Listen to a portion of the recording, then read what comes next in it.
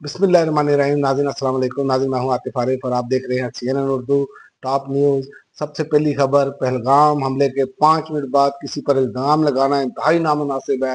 سابق امریکی نائب وزیر خارجہ انہوں نے کہا پہلگام حملے پر پاکستان کی غیر جانبدارانہ تحقیقات کی پیشکش مثبت پیش رفت ہے. واقعے کے صرف 5 منٹ بعد کسی پر الزام لگانا انتہائی نامناسب ہے. امریکی سابق نائب وزیر خارجہ کا کہنا تھا کہ عالمی برادری کو حالیہ پاک بھارت کشیدگی کم کرنے کے لیے فوری کردار ادا کرنا چاہیے اور عالمی بینک سے بھارت کی طرف سے سندھ طاس معاہدے کی معطلی پر کوئی بات نہ ہوئی. وزیر خزانہ کا اعتراف، عالمی بینک سے مذاکرات میں ہمارا فوکس کنٹری پارٹنرشپ فریم پر تھا.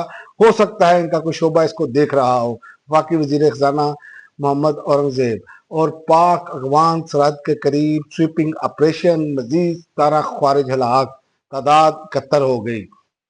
پاک فوج کے شعبہ تعلقات عامہ ISPR کے مطابق سیکورٹی فورسز نے پاک افغان سرحد پر حسن خیل کے نواحی علاقوں میں کلیئرنس آپریشن کیا جس میں 17 خوارج ہلاک ہوئے اور مارے گئے. خوارج اپنے بھائی یا قوم کے ماں پر کارروائیاں کر رہے تھے. اور نہروں کا معاملہ، وزیر اعظم نے سندھ کی درخواست پر مشترکہ مفادات کونسل کا اجلاس طلب کر لیا.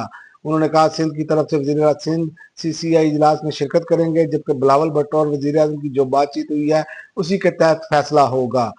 وزیر اعلیٰ اور گورنر خیبر پختونخوا کو افغانستان سے ڈیل کی اجازت نہیں دیں گے. وزیر دفاع خواجہ آصف کا کہنا ہے کہ اگر وہ چاہتے ہیں آزادانہ طور پر افغانستان سے ڈیل کرے تو یہ وفاق اجازت نہیں دے گا. ایسے عمل کی نہ کوئی قانون اور نہ آئین اجازت دے گا. کوئی اپنی رائے کو وفاق پر مسلط نہیں کر سکتا.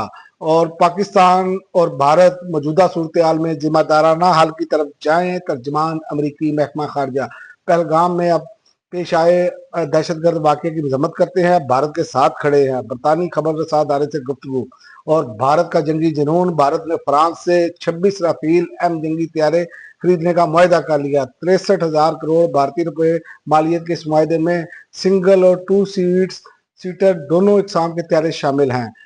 اور اسپین اور پرتگال میں بجلی کا بڑا کریک ڈاؤن، نظام زندگی مفلوج. غیر ملکی ادارے خبر رساں ادارے کے مطابق بجلی کے اچانک بند ہونے سے پبلک ٹرانسپورٹ کا نظام دھرم برم ہو گیا.